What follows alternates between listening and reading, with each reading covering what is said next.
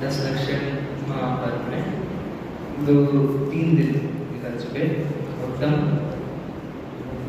3 दिन कौन निकल चुके मैं पूछ रही मैं उत्तम बोलूँगा आप बताना उत्तम दूसरा उत्तम और आज उत्तम उत्तम सस्ते की सोच एक बताऊँ मैं फिर एक दोनों नहीं ले सकता मेरे पास कौन घंटा है 1.5 घंटा चाहिए उत्तम सत्य की सोच चलो डिसाइड कर लो मैं जब तक 2 प्रश्न पूछता हूँ ठीक है डिसाइड करने के बाद आपको बताना सत्य लेने की सोच लेना मैं फिर ठीक है एक उदाहरण बताता हूँ बात जल्दी 5 मिनट में खत्म करते हैं अब्राहम लिंकन सब जानते हो उसको कौन आप वो एक बड़ा व्यक्ति था एक टाइम पर अब्राहम लिंकन ठीक है अब उसको बनना था कुछ बड़ा जो भी उसको जो समय पीएम वगैरह था उसको बनना था तो वो भाषण कर रहा था अपने अपने जगहों पर जा जाकर तो वो अपनी जिस गांव में पला बसा था उस गांव में जाकर उसने अपने भाषण दिया और वहाँ गया उसने भाषण देना चाहा तो वहाँ उसका अच्छा खासा एक पूरा वक्तव्य चल रहा था पूरी उसकी भीड़ लगी थी सब उसकी जान पहचान के बैठे थे उसके माता पिता बैठे सब बैठे थे तो वहाँ उसका भाषण अच्छा चल रहा था और बीच भाषण रुक के एक महिला ने उस पर क्रोधित होकर चिल्लाया बोला ये व्यक्ति था ना ये एक बार इसके माँ बाप ने हमारे जूते साफ करे अब्राहम लिंकन को जब वो बना नहीं था उसके अंदर बनने वाला था तब उसको एक महिला ने उठ के खड़े होकर बोला कि इसका बाप मेरे जूते पॉलिश करता था ऐसा बोला उसको तो उस समय उसका जवाब क्या होता ये तो मैं तो क्या होता वो देखेंगे अपन लेकिन किससे होता मेरे को ये बताओ किस कषाय से होता कैसे होता है यार मतलब क्या सोच के वो आगे बोलता आप सोच लो आप अच्छा खासा भाषण दे रहे हो लेकिन आपका बैकग्राउंड कैसा है आपके पीछे का परिवार कुछ ऐसा है कि अच्छे खासे मौत से नहीं तो आपने उस समय कुछ ऐसे कार्य किए हो अब आप अच्छा खासा भाषण दे रहे हो सब लोग भी प्रसन्न है आपसे और उस भाषण के बीच में कोई खड़े होकर आपसे बोल दे कि इस व्यक्ति के बाप ने ऐसा किया था मेरे साथ मतलब आपको भी नहीं बोले डायरेक्ट पिताजी को पहुंच जाए आपके तब आपको कैसा महसूस होगा और फिर तब जब आप कोई बड़ा इंसान बनने वाले मतलब आपको पता है आपकी पदवी बड़ी है तब अब्राहम लिंकन ने क्या किया मतलब उसने किस उसके ऊपर किस चीज का वर्ष हुआ मेरे को बस इतना बता मान का शायद का तो बस ठीक है उत्तर किस कषाय में दिया होगा उत्तर क्रोध में दिया क्यों मान कषाय में जब हत्या होती है तब क्रोध कषाय उत्पन्न होती है ये पढ़ा था हमने साधारण सा सिद्धांत था अब अब्राहम लिंकन का जो जवाब था वो बड़ा शानदार सा था वो हंसा और फिर उसने उस महिला से पूछा कि अच्छा पॉलिश तो किए थे पिताजी ने अच्छे से पॉलिश किए थे वापस सवाल पूछा कि ढंग से तो करे थे ना साफ तो हुए अब तो बस ये बता दो तो महिला बोली हाँ एकदम बढ़िया तरीके से किए थे पूरे चमक चुके थे बोले आप जिस तरह उन्होंने आपको ऐसे करा ना कि मेरे आपके जूते ऐसे साफ करे कि आपको अभी तक शिकायत नहीं है उस तरह मेरा राज चलेगा कि जब मेरा राज होगा तब आपको एक शिकायत नहीं उनका ये जवाब तो उस टाइम में छपा था ये सब उनके उसमें लिखा है कुछ ऐसे नकली कहानी नहीं अच्छा ये जवाब किसका शायद किस कषाय? क्रोध कषाय में उनका जवाब आना था। क्रोध कषाय में आधा कुछ बोलते, किसी और को बोलते, इस महिला को हटाओ यहाँ से, नहीं देंगे। ये क्रोध कषाय का अभाव था, गुस्सा होता। लेकिन ये जो जवाब जो मैंने बोला या जो उनने उस टाइम में बोला था, ये किस कषाय में हुआ था? जल्दी जल्दी बता दो, मैं तो फिर प्रूव करना चाहता हूँ। ये किसमें? सरल सरल स्वभाव का किसी कषाय में भी नहीं था। मतलब कषाय जो थी, लेकिन उस समय उस स्तर पर नहीं था, किसी कषाय में था। तो सरल सहज भाव से उन्होंने उस चीज को डाल दिया, इसलिए वो फिर उसकी अपनी बड़ी पदवी पर पहुंच गए। ये तो हो गया उत्तर किसकी? सर, अरे मान का अभाव किसमें होता है? जीव में तो होता है, लेकिन धर्म कौन सा प्रकट होता है? मान का धर्म प्रकट होता है। मान तो होती नहीं है जीव में, मान तो प्रकट नहीं। उत्तम मान की उसमें हमने चर्चा करी। फिर बहुत लोग अब आजकल ऐसे भी सुनने आ जाता है, यहाँ पुरानी की बात नहीं है, और भी अपने जगहों पर लोग धर्म में नहीं लगना चाहते। लोगों का मानना आजकल धर्म में नहीं। तो बहुत से नेपाल से लोग आते हैं, यहाँ भी नहीं, जयपुर में बहुत से ऐसे लोग हैं, बड़े बड़े पंडित जी वहाँ रहते हैं। जब दादा थे उनके पास, जब गुरुदेव जी थे तो उनके पास बहुत बार आ चुके, बोलते कि चल धर्म में मन तो लग रहा है, हमारा तो लग रहा है, लेकिन आसपास के जो लोग हैं, जो रिश्तेदार हैं, उनका नहीं लग पा रहा है, दिक्कत हो रही है। मतलब हम तो रोज मंदिर जा रहे हैं, हमारे भाव इतने अच्छे हैं, और उनके नहीं लग पा रहे, वो आते ही नहीं। बताओ, चलो आते हैं तो 2 मिनट में करके चले जाते हैं, और फिर जो आते हैं वो मायाचारी करते हैं, भगवान के सामने मायाचारी करते हैं। भगवान के सामने एक षड्यंत्र करते हैं कि चलो दिखाने के लिए तो आ जाए मंदिर, आ तो जाए, तो भगवान के सामने मायाचारी कर रहे हैं। और ये सोचना कि भगवान नहीं पकड़ेंगे, कोई नहीं पकड़ पाएगा, कुछ नहीं होगा, वो तो गधा ही हुआ ना, गधा गधे की बेइज्जती, वो भी अच्छा। कहने का तात्पर्य ये है, भगवान के सामने मायाचारी करने से क्या हमारा? कल उदाहरण भी देखा था, वो थिएटर वाला। अच्छा, आपके साथ ऐसी कोई समस्या होगी कभी भी कि हम साधारण लोगों को देखते हैं, वो धर्म में नहीं लग पा रहे, तो उनको हमेशा एक चीज पढ़ा देना या दिखा देना या उनको बोल देना कि आप ये चीज करो तो नहीं होगी। उनको जैन धर्म का इतिहास पढ़ा देना। एक बार उनको वो इतिहास नहीं, वो पुराना वाला नहीं, जो पुराणों में लिखा है वो चमत्कारी वाला नहीं, साधारण सा महावीर भगवान के बाद वाला और हमसे पहले वाला इतिहास, गुरुदेव जी से पहले वाला इतिहास। जब अकरंदे हुए, कुतुब आचार्य हुआ, तब जब धर्म सच्ची में जो प्रैक्टिकल लोगों को लगता है कि महावीर भगवान के बाद वाला उनको ज़्यादा भरोसे वाला लगता है, क्योंकि वो ज़्यादा प्रैक्टिकल लगता है। उसमें बातें ही ऐसी होती है, अकरंदे की कहानी सबको विश्वास होता है। टोडरमल जी की कहानी चलो कह सकते हैं लेटेस्ट में कि अकरंदे भी थी पुरानी, टोडरमल जी की कुछ साल पहले, तो वो उनको ज़्यादा भरोसे में लगती रहती कि ऐसी कहानी, ऐसी भी परिस्थिति थी जैन धर्म की। जैन धर्म में वो था नहीं, जैसे कहते हैं ना टोरा, कहते हैं एक शब्द है, इसका टोरा चलता है, जैसे जैन धर्म में चला करता था। ऐसा होता था, जैन धर्म का इतना प्रभाव था कि अन्य धर्म वाले अपने जितने भी शिष्य थे, जितने भी जैसे यहाँ बैठे सभा में, वैसे उनके भी जो सभा में बैठते थे, उनको कह के सिखा के भेजते थे कि अगर तुम जैन मंदिर के सामने से निकलो और तुम्हें प्रवचन चल रहे हो, भक्ति चल रही हो, पाठ चल रहा हो, तो कान बंद करके उड़ जाना। अगर जैन मंदिर के सामने से निकल रहे हो, प्रवचन चल रहे हो, तो कान बंद करके जाना। अंदर तो जाना ही नहीं, वो तो वैसे ही निषेध था, लेकिन जाओ भी तो ऐसे जाना कि कान बंद करो, तुम्हारे कान में एक शब्द नहीं पड़ना चाहिए उस धर्म का। क्यों? उस समय जब पढ़ता था जैन धर्म का कोई सा भी एक ऐसा शब्द पड़ जाए कान में, तो इंसान हाल पलट जाता, उसको हाल जिज्ञासा होती थी, यार ये क्या कह दिया इसने, ये इस धर्म में इन्हें ऐसे कैसे कह दिया। तो वो अंदर आता था मंदिर में आता था, बैठता था, सुनता और फिर पलट जाता था, उसका धर्म ही पलट जाता था, वो ऑन स्पॉट वो छोड़ देता था जो भी वो धर्म का पालन करता। तो उस समय कह के रखते थे। एक चोर की भी कहानी बहुत फेमस है, सबने सुनी होगी। एक चोर था, नहीं अंजन चोर थी, वो एक दूसरा कोई चोर था, वो जा रहा था, वो बहुत अपने उस समय पे एकदम उस अपनी कला में एकदम निपुण, मतलब उससे बेहतर कोई चोर नहीं था उस जगह पर। वो ऐसी चोरी करता कि पता ही नहीं चल पाता कौन किसने कब कैसे चोरी कर ली, कोई निशान नहीं छोड़ के रहा। तो एक दिन ऐसे चोरी करते हुए भागते हुए जा रहा था, हाथ में दोनों हाथ में थैले रुपए पैसे से भरे हुए और जैन मंदिर के सामने से जा रहा था। ख्याल भी आया कि यार काम बंद करने जैन, लेकिन हाथ में वो थैली कैसे करे, तो कान से बोला जल्दी भाग के चले जाता, कुछ सुनाई नहीं देगा।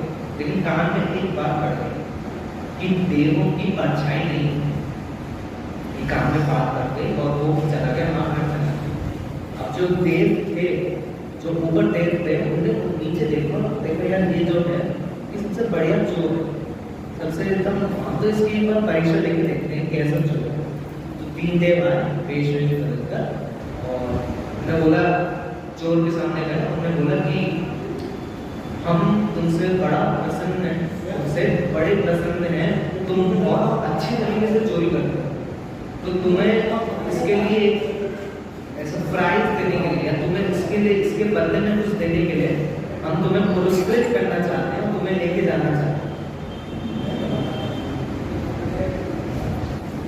ऐसा देवों का कहना था। क्या कहना था देवों का? अरे देव वहां नहीं आते, वहां जाए देखोगे तो देव कहां से दिखेंगे?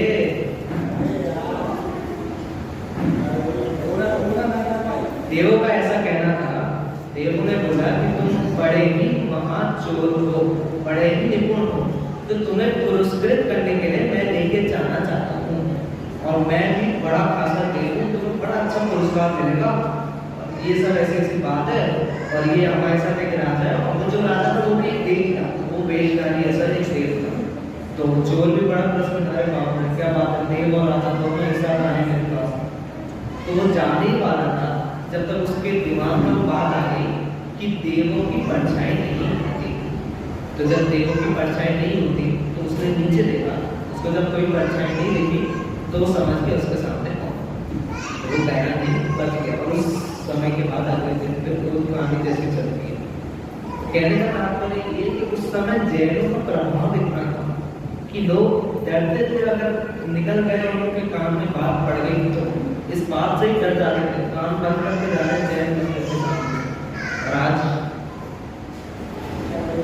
कान खुले भी हो, साफ आफ करके आ जाए, डॉक्टर को दिखा दे, नए कान लगवा दें, सुन ले, रिकॉर्ड कर ले, फिर भी नहीं आता।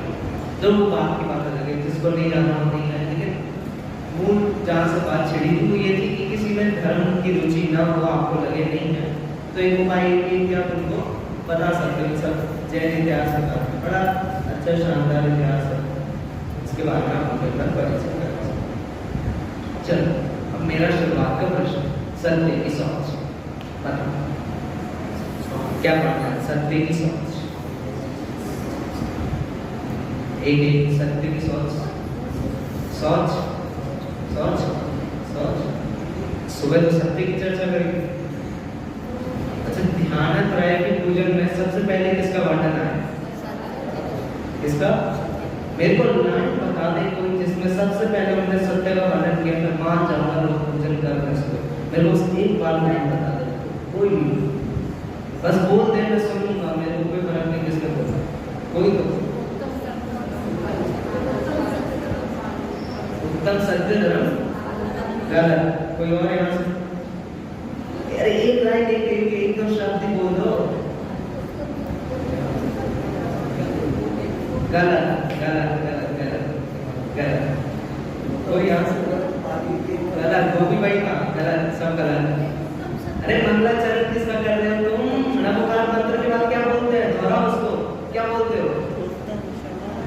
उत्तम क्षमा मार्दव आर्जव भाव है, सत्य सोच संयम तप त्याग उपाय। रोज गा रहे हैं, रोज उसी से तो चालू करते हैं, सत्य सोच संयम तप त्याग। समझने की तो बात है। सत्य की उनने पहले चर्चा छेड़ी है, सत्य की उनने चर्चा छेड़ी, लेकिन जिनने तत्वार सूत्र पढ़ा होगा, जिनने आचार्य उमा स्वामी की किताब पढ़ी होगी तत्वार सूत्र, उनने उसमें देखा होगा क्रम में सोच पहले लिखा हुआ है, सोच के बाद सत्य लिखा है। उत्तम क्षमा मार्दव आर्दव शौच सत्य संयम प्रत्याग, ऐसे लिखा है। और ज्ञानत्रय जी ने सत्य पहले लिखा। ज्ञानत्रय जी नहीं, उनसे भी पहले चलते अपन डायरेक्ट चलेंगे कुंकुंद आचार्य, अपन उनसे नीचे किसको नहीं, कुंकुंद आचार्य। कुंकुंद आचार्य ने पंच परमागम लिखे। उसके अलावा एक और किताब लिखी, एक और शास्त्र लिखा। कौन सा? 12 अनुरेखा, अनुरेखा एक ही किताब शास्त्र की। 12 अनुरेखा, अनुरेखा मतलब अनुरेखा मतलब इनमें भावना बोलो, भावना सही है। 12 अनुरेखा मतलब अनुप्रेक्षा, अनुप्रेक्षा यानी भावना। सुबह जिसमें चर्चा चल रही है अनुप्रेक्षाओं में से अंतिम प्रेक्षा कौन सी?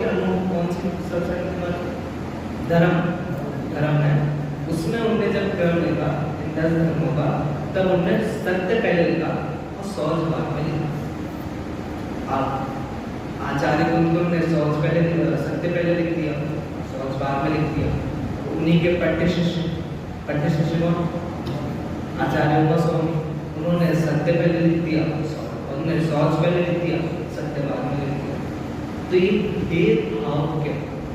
और गुरु शिष्य में, गुरु पट्टे शिष्य में, मतलब गुरु ने कुछ लिख दिया, पट्टे शिष्य थे, मतलब गुरु को बहुत अच्छे तरीके से जानते थे, और फिर भी वो भेदभाव कि एक ने एक शब्द आगे पीछे लिख दिया। भेदभाव लगेगा? भेदभाव है नहीं, साधारण से इसका वो है। देखो हर चीज का एक दूसरी साइड भी होती है, हर अच्छी चीज के साथ एक बुरी चीज भी रहती है। इंग्लिश में बोलते तो हर पॉजिटिव के साथ हर एक नेगेटिव रहता है। एक सिक्के के दो, एक अच्छा एक बुरा, ऐसे जगह पर बोला जाता है। तो वही इन्हीं 10 धर्मों में इसका इस तरह से विभाजन है। कैसे? शुरुआत की जो 4 है उनको लिया है पॉजिटिव, और आखिरी की जितनी बची 6 उनको लिया है नेगेटिव। तो एक ने उसी में पहले 4 में क्षमा, मार्दव, मार्जव और सत्य, आचार्य कुंकुंद ने इन 4 को लिया पॉजिटिव। इन 4 को पॉजिटिव में ऐसे लिए कि आत्मा के ही गुण है, इनमें कुछ नेगेटिव पॉइंट कुछ भी नहीं। लेकिन शौच, संयम, तप, त्याग, आगे इनको नेगेटिव तरीके से लिया। नेगेटिव है नहीं, नेगेटिव मतलब बुरा बुरा कुछ भी चीज नहीं है, लेकिन उनमें जिस तरीके से कथन है या जो अक्सर वो करते हैं उसको एक अपेक्षा नेगेटिव बोला जाता है। जैसे हम तप या त्याग की बोले, त्याग की चर्चा करते हैं तो अक्सर इसको छोड़ दो, इसको त्याग दो, तो इसको त्याग दो, ये अक्सर एक नेगेटिव रूप में देखा जाता है कि इसका छोड़ने से धर्म हो रहा। तो जब ये 6 चीजों की बात करते हैं तो उसको नेगेटिव में लेते हैं। तो आचार्य कुंकुंद ने लिखा उत्तम, क्षमा, मार्दव, आर्जव और सत्य, ये 4 पॉजिटिव, तो इनको हम पहले लेंगे और बाकी की 6 लेंगे। और उसी में आचार्य स्वामी ने उसमें सत्य की जगह शौच लिख दी। तो क्षमा, मार्दव, आर्जव और शौच, इसको उन्होंने पहले 4 पहले दिए पॉजिटिव में, और बाकी सब उन्होंने नेगेटिव रूप में। इसलिए आज हम तो आचार्य स्वामी की बात करेंगे। आज हम शौच पे बहुत चर्चा करेंगे। शौच पे भी क्यों? तो सुबह भी बात आई थी शौच की, क्योंकि कषाय के क्रम में 14 में जब माँ को लोभ आता है तो लोभ के अभाव में उत्तम शौच प्रकट होता है। तब वो कषाय का क्रम ना टूटे, विषय दिमाग में रहे, इसलिए हम उत्तम शौच को पहले लेंगे। देखो उत्तम शौच सिंपल शब्द एक शब्द में अर्थ बोलूं मैं तो शुद्धता, बस। उत्तम शौच मतलब शुद्धता। अब शुद्धता भी 2 प्रकार की, यहाँ से विषय हट जाता है और यहाँ से मैं 1 घंटे के लिए खींच सकता हूँ विषय। तो कस्मोफिट, देखो पवित्रता हो गई, एक हो गई अंतरंग, एक हो गई बहिरंग। बहिरंग पवित्रता समझ आ गई, शरीर की पवित्रता। अंतरंग पवित्रता तो मन के भाव इत्यादि इत्यादि, वो भी फिर उसमें भी और 2 चीजें आ जाती है। एक आदत है द्रव्य, एक आदत है भाव। द्रव्य अपेक्षा पवित्र, भाव अपेक्षा पवित्र। पर्याय अपेक्षा पवित्र। पर्याय अपेक्षा पवित्र कौन? तो वितराग या धर्म जो है वो पर्याय रूप में आता है, और द्रव्य रूप में तो वस्तु स्वभाव, ये जो वस्तु स्वभाव है ये उस द्रव्य में आता है। द्रव्य रूपी द्रव्य से शुद्ध, ये उसमें आता है। अब लोभ का अभाव, उसको शुद्धता बोलते हैं, तो बात बैठेगी नहीं। अभाव और शुद्धता कैसे प्रकट होगी? तो लोभ की अभाव शुद्धता बोलना ये थोड़ा आधा अधूरा वाक्य है। लोभान कषायों के अभाव को शौच धर्म कहते हैं। लोभान कषाय कैसे? तो लोभ की बहुत सारी खासियत होती है, सारी जो 4 कषाय होती है उसमें अंत में उसको क्यों रखा? क्योंकि अंत में जाके लोभ कषाय ही छूटती है। चारों कषाय पहले छूट जाए कहीं ना कहीं, और मैं गुणस्थानों की अपेक्षा कह रहा हूँ, तो गुणस्थानों में 3 कषाय जो है वो तो कहीं ना कहीं आप छोड़ दो या छूट जाए, तो आपसे नहीं करो, आप क्रोध मान माया इन 3 चीजों का आप कहीं ना कहीं नहीं करते। लेकिन लोभ कषाय जो है तो 10वें गुणस्थान तक साथ नहीं छूटती, वो रहती है, और वो अंतिम रहती है, वो अकेली भी रहती है, वो अंतिम भी रहती है। अंतिम अंत तक रहेगी 10वें गुणस्थान के अंत तक, और वहीं जाके छूटेगी। और फिर जब वो छूटती है तब शौच धर्म प्रकट पूर्णतः शुद्धता में माना जाती है। रूम से सारा कचरा निकले तब शुद्धता मानी जाती है कि रूम अब साफ हुआ। वही ऐसी आत्मा और कषाय का लोभ के नियम अक्सर क्या मानते हैं? लोभान कषाय ठीक है। लोभ के नियम क्या मानते हैं अक्सर? लोभ मतलब चाहना, बहुत चाहते रहना, कुछ चीजें और चाहिए और चाहिए। लोभ का भी एक अलग वश रहता है, एक अलग जैसे शराब रहती है वैसा उसका वश रहता है। एक आचार्य हुआ शुभचंद्र आचार्य। शुभचंद्र आचार्य ने कुछ वाक्य लिखे हैं, बहुत अच्छे हैं, इस किताब में दिए। मैं सुबह शब्द से आपके थोड़ा किताब से मैं आपको सुना। किताब में जो लिखा है वो मैं पढ़ूंगा, ध्यान से सुना, बहुत सरल है। इस लोभ कषाय से पीड़ित, इस लोभ कषाय से पीड़ित हुआ व्यक्ति अपने मालिक, गुरु, बंधु, वृद्ध, स्त्री, बालक तथा शील, दुर्लभ, दुर्बल, अनाथ और 3 आदि को भी निशंकता से मारकर धन को ग्रहण करता है। नरक ले जाने वाले जो दोष सिद्धांत शास्त्र में बताए हैं वे सब लोभ से ही प्रकट होते हैं। मालिक, गुरु, बंधु, वृद्ध, स्त्री, बालक, इन सब को अगर मारने का अवसर मिले और मारकर धन मिल रहा है, ये अवसर प्राप्त हो, तो लोभ से पीड़ित व्यक्ति इस अवसर को कभी नहीं छोड़ेगा। फिर से दोहराऊं, किन किन के बारे में लिखा? मित्र को नहीं छोड़ेगा, वृद्ध को नहीं, स्त्री को नहीं, बालक तक को नहीं छोड़ता है अगर अवसर ऐसा मिले तो। नरक में जाने वाले जो द्वार हैं उन सब के सामने जाके खटखटाएगा कौन? लोभ से पीड़ित व्यक्ति बोलेगा खोलिए दरवाजा, मुझे अंदर आना है। तद्वार सूत्र में भी दे रखा है, बहु आरंभ परिग्रहत्वम नारकस्य आयु। बहुत आरंभ करने वाला, मतलब बहुत क्रोध करने वाला और बहुत परिग्रह जुटाने वाला व्यक्ति जो होता है, इसमें लोभ कषाय जो परिग्रह जुटाना है, लोभ कषाय से पीड़ित व्यक्ति नरक आयु को प्राप्त, नरक गति को प्राप्त करता है। लोभ कषाय की मुख्यता देवों में होती है, लेकिन मनुष्य में जब लोभ की चर्चा, जब भी कोई सभा लगे ऐसी, जब लोभ की चर्चा करते हैं तो धन का सबसे पहले दिमाग में आता ही है। धन अर्जन करना, धन जुटाना, कमाना, क्योंकि वही चीज हम रोज में करते रहते हैं, रोज में बोलते रहते हैं, सोचते रहते हैं, पैसा आ जाए, ये साधारण सा वाक्य लोभ के लिए माना जाता है। लेकिन शास्त्रों में ऐसा लिखा है, या आचार्य में तो नहीं, पंडित जियों ने ऐसा लिखा है कि आपका जो राग है या आप जिस चीज से प्यार करते हैं वो पैसा नहीं, वो पैसों से प्राप्त होने वाली वस्तु। पैसों से फोन आता है, पैसों से गाड़ी आ जाए, पैसों से खाना आ जाए, अनाज आ जाए, नया घर बन जाए, इन सब चीजों से प्रेम है, पैसों से नहीं। और पैसों से किसी को होता भी नहीं। पशु पक्षियों का सबसे सिंपल वाला उदाहरण, सबसे कॉमन वाला गाय का उदाहरण हमेशा याद रखना, लोग कषाय के लिए हमेशा ही होते हैं। गाय का कौन सा उदाहरण? किसी उद्यान में गाय का उदाहरण, गाय के सामने आप 2 चीजें लेके जाओ, पैसे और घास। क्या खाती?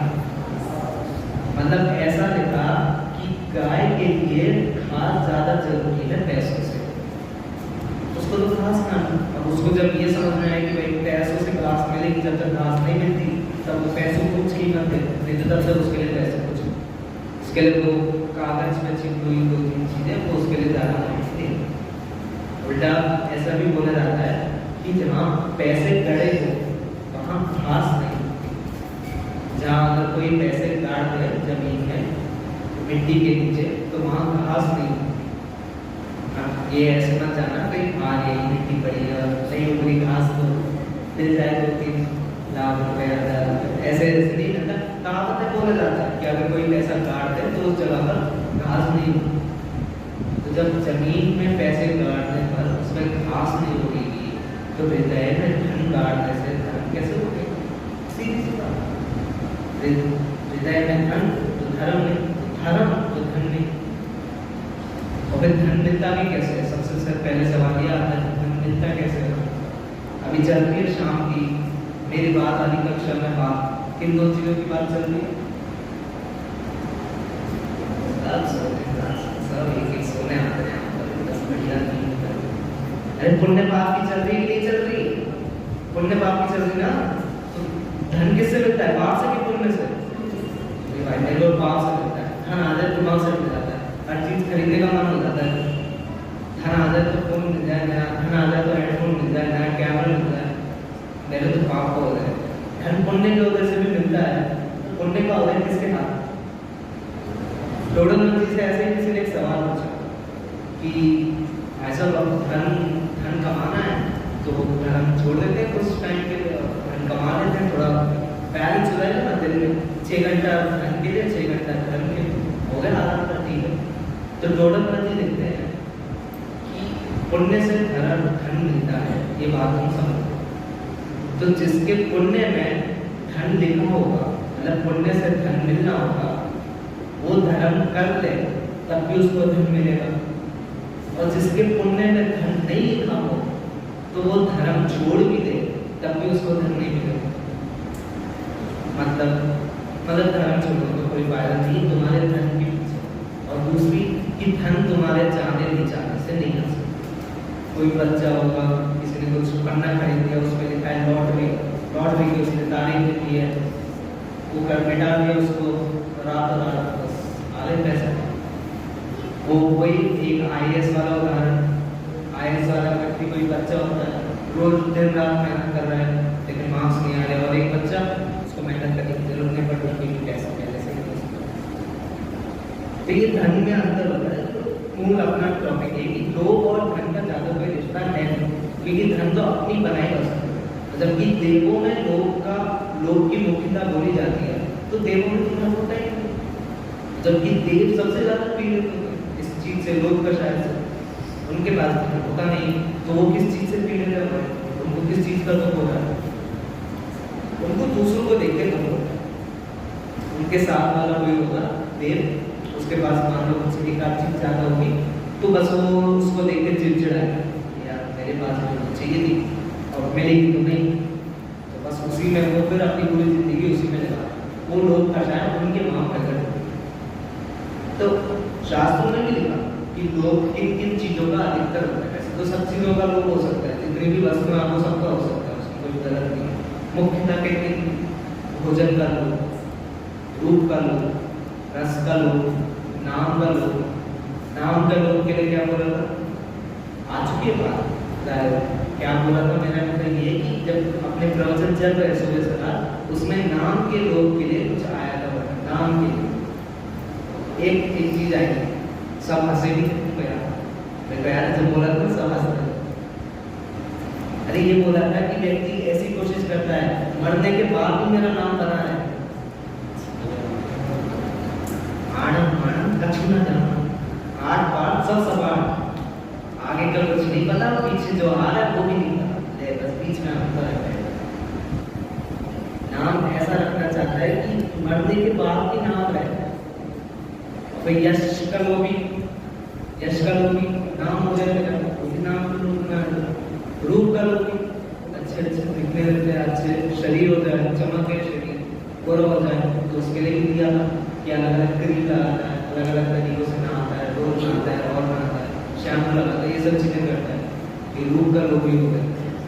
भोजन का लोभी कभी बात आई थी, फिर से आई थी, शाम को बात आई थी, बड़ी अच्छी आई थी, समझ रहे थे क्या थी वो बात, कौन बताए मुझे? तो नहीं, कौन बताया? बताओ। भोजन के लोभी के लिए, भोजन के लोभी के लिए नहीं आई थी, लेकिन बात उससे छिड़ गई। क्या थी वो बात? अरे समोसों की बात आई थी ना, तो कैसे मुंह में पानी आ रहा था?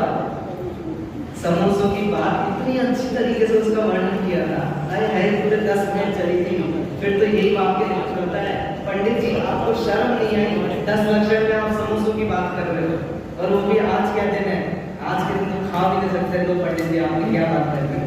अब तो पेट गड़बड़ा रहा है, अब तो मन कर रहा है, अब तो मुंह में पानी आ रहा है, अब तो कल खाएंगे, ये क्या हो गया? तो भोजन का लोभी तो हो गया। जब ऐसे कुछ भी नाम दे दें, भूख लग रही हो या नहीं भी लग रही हो, तब पानी आने लगता है मुंह में।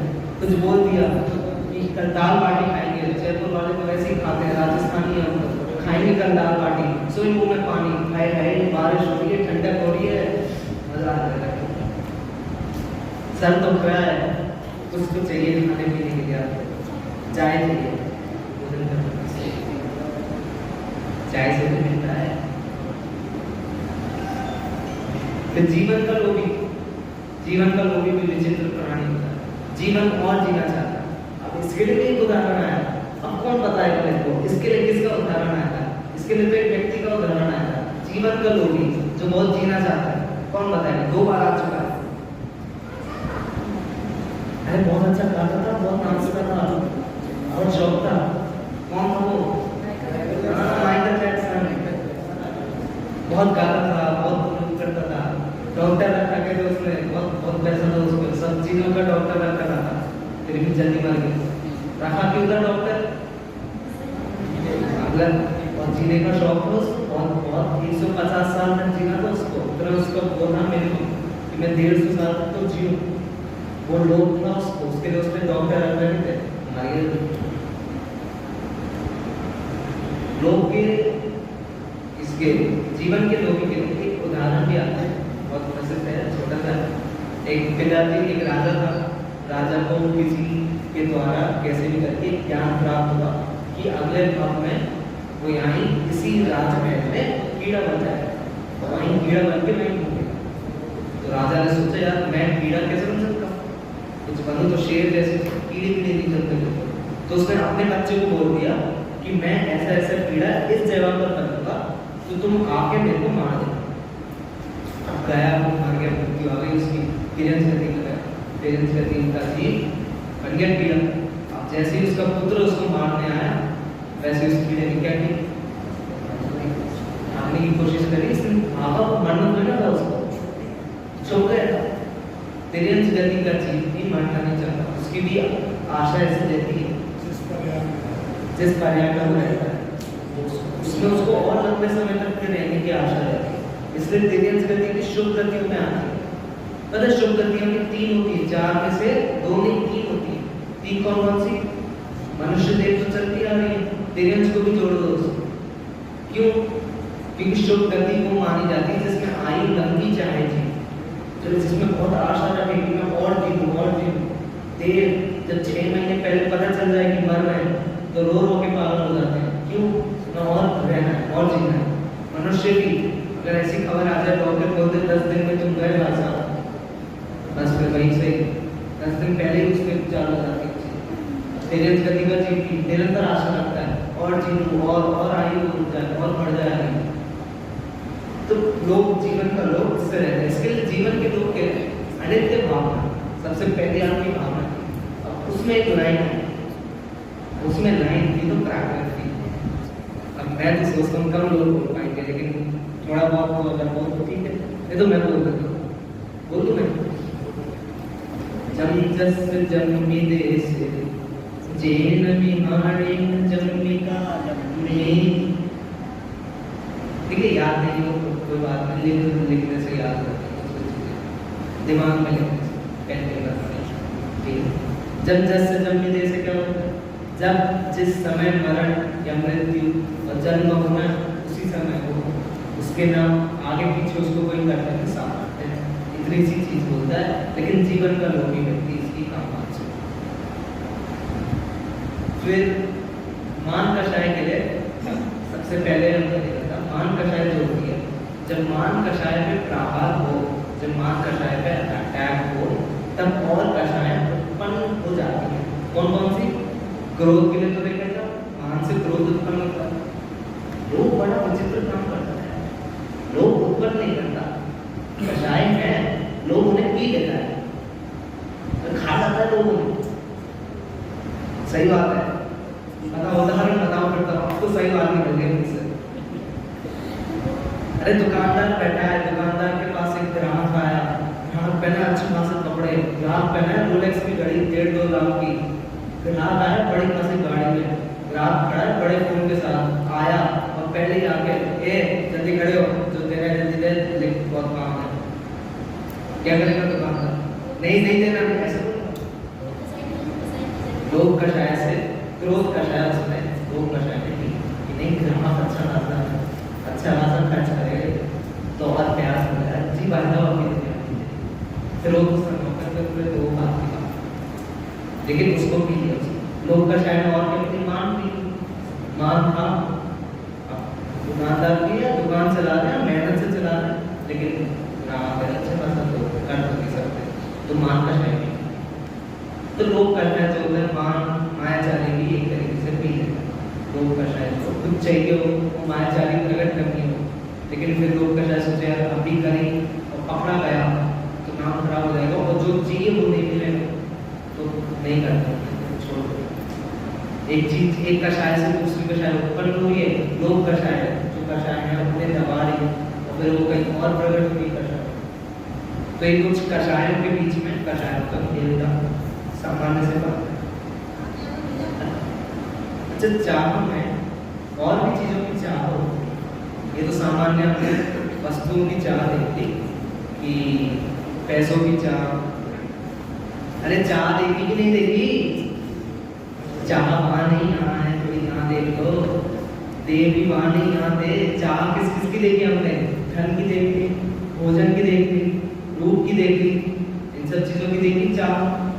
अब एक चीज आती है मोक्ष की चाह, वो मुक्षु, मोक्ष की इच्छा करने वाला। अब ये लोभी की नहीं यार, मोक्ष की चाह तो लोभी कहने में दिल सा खा जाता है। मोक्ष की चाह करने वाला लोभी कैसे हो सकता है? धर्म की चाह करने वाला लोभी कैसे हो सकता है? लोभी चाह है तो अच्छी चाह है, शुभ चाह, शुभ राग में जाएगा। पूजन करना राग है, जाएगा है राग, लेकिन जाएगा शुभ राग में, लेकिन फिर भी राग है। तो चाह है मोक्ष की, तो मोक्ष की चाह है तो लोभ में तो जाए, फिर चाहे धर्म की हो, मोक्ष की हो, कहने में ना सही लगे, मानने में सही ना लगे, लेकिन चाह है तो लोभ के रूप में वो जाए। कौन कितनी, किसकी कितनी वैल्यू होती है संसार में? अधिकतर ऐसे दो चीजों से पहले देखा जाता था कि ये व्यक्ति, एक तो उसकी गुण क्या है और दूसरा ये किसको जीत ले। अगर युद्ध हो तो एक राजा किसी और राजा को जीत ले तो उसकी अचानक से वैल्यू बढ़ जाती है, उसकी अचानक से बाकी राज्यों में इज्जत बढ़ जाती है। फिर बार चाहे छोटा मोटा राजा शौच की भी जैसी इज्जत है, ड्रीम्स की भी ऐसी प्रेरणा है कि शौच ने लोभ कषाय को जीत लिया। लोभ जैसी कषाय जो 10वें गुण स्थान में प्रकट होती है। लोभ कषाय किस चीज के लिए अक्सर बोली जाती है? ये बात बाल बोध में लिखी है, तो बाल बोध बढ़िया देखा है, पहली हमने नहीं पढ़ी। बाल बोध किस किस ने पढ़ दिया अच्छे से? तो लोभ के लिए क्या लिखा है उसमें? लोभ के लिए एक चीज लिखी है, लोभ के लिए क्या लिखा है? लोभ पाप का पाप, लोभ पाप का पाप है।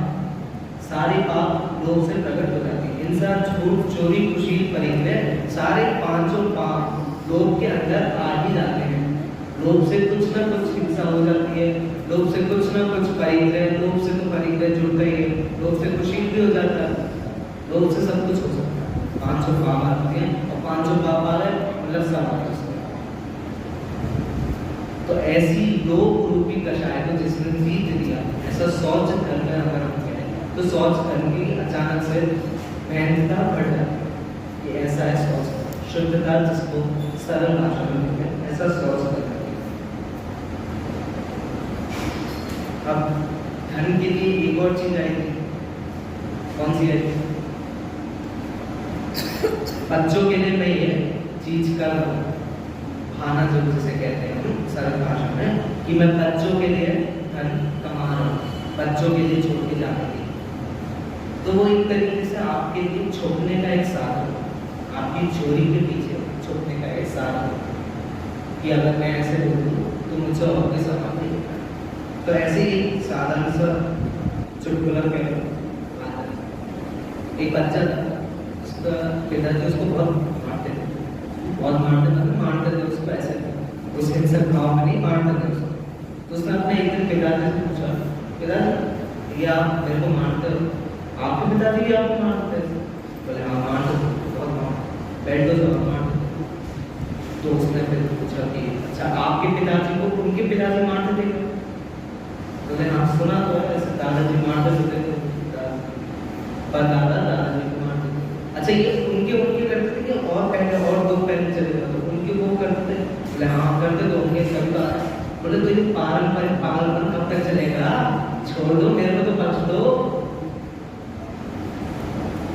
तो ये जो वो होती है ना खाना हैंड का, कि हम बच्चों के लिए छोड़ के जा रहे हैं, वो आपका बच्चा में फिर यही कि मैं अपने उसके बच्चे के लिए छोड़ के जा रहा हूँ, फिर वो भी आगे भी ऐसे, फिर आगे और ऐसे, मैं अपने उसके वो जल्दी ना।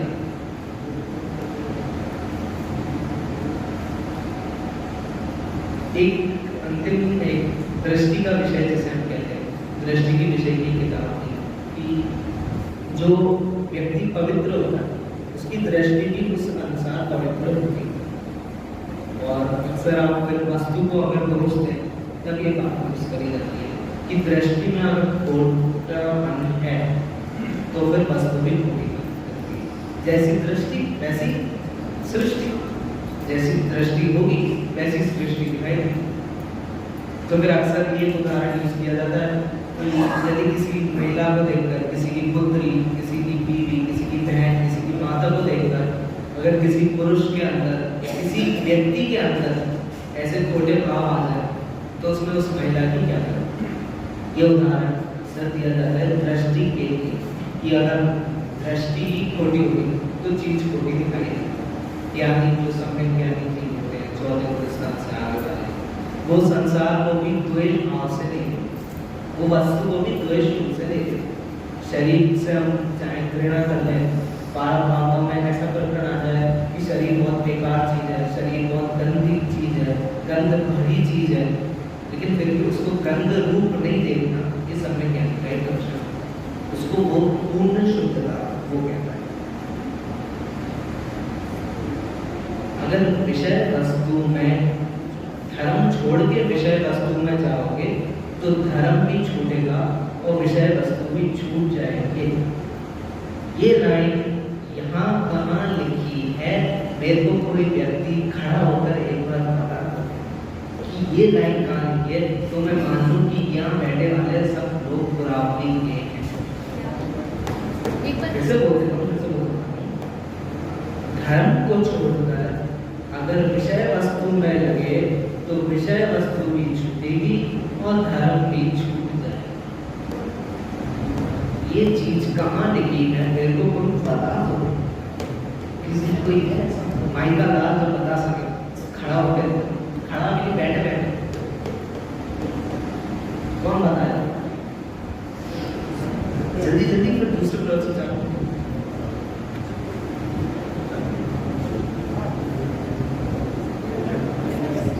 किसी को नहीं पता, कोई भी कुरानी में रहने वाला नहीं है। ये सिर्फ कुरानी में रह ही नहीं थे, बस नाम से कि हम कुरानी में रहते हैं, नहीं पता भाई साहब। अरे पार्श्वनाथ मंदिर में लिखा है, वहाँ एक नीचे भगवान की मूर्ति के नीचे एक पोस्टर में लिखा हुआ है, अच्छा खासा लिखा हुआ है वहां पर भी, अगर विषय वस्तु में लगोगे धर्म को छोड़कर तो धर्म भी छूटेगा, विषय वस्तु भी छूट जाएगा।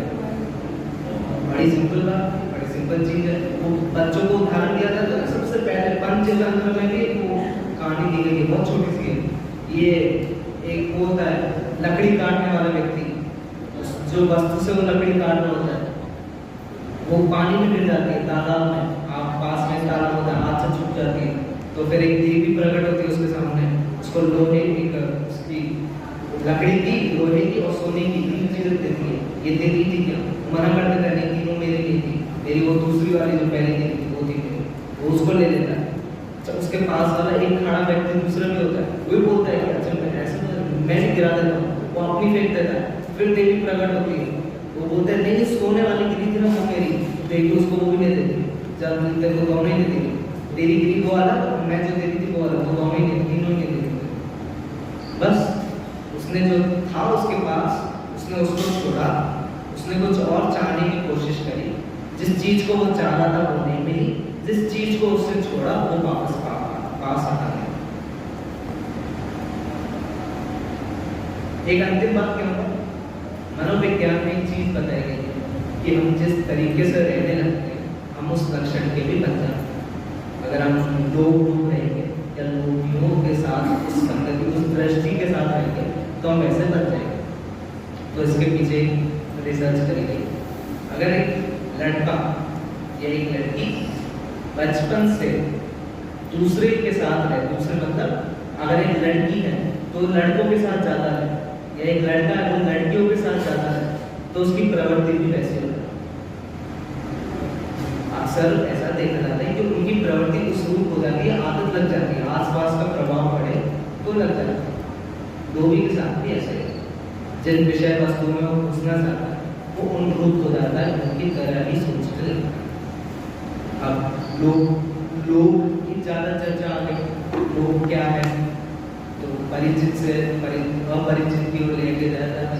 लोभांत कषाय तो बहुत सारा था, जिन कषायों के अंत में लोभ आए या जिन चीजों के अंत में लोभ आए ऐसी लोभांत कषाय और इनके त्याग को उत्तम शौच का शुद्ध आत्मा में रखना, चलना, उसी में लीन रहना, सारे गुणों को प्रकट करना, ये निश्चय से शौच की सरल परिभाषा है। फिर किताब में जो लिखी है वो सब